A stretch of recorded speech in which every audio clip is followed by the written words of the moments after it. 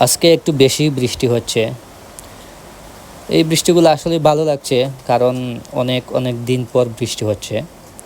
বৃষ্টির দিন যেন প্রকৃতির এক অন্যরকম আনন্দের বার্তা নিয়ে আসে।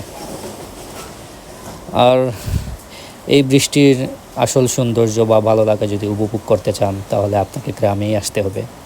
গ্রামে আসলে আসল সৌন্দর্য বা ভালো লাগার যে জিনিসটা, এটা উপভোগ করতে পারবেন। আর বৃষ্টির দিনে গাছপালা ধুয়ে মুছে একবারে সতেজ হয়ে ওঠে। গাছের পাতাগুলো সবুজ হয়ে ওঠে, অনেক সুন্দরই লাগে। এটা আমাদের দুর্গাপুর সরকারি প্রাথমিক বিদ্যালয়। অনেক স্মৃতি জড়িয়ে আছে এই জায়গাটায়।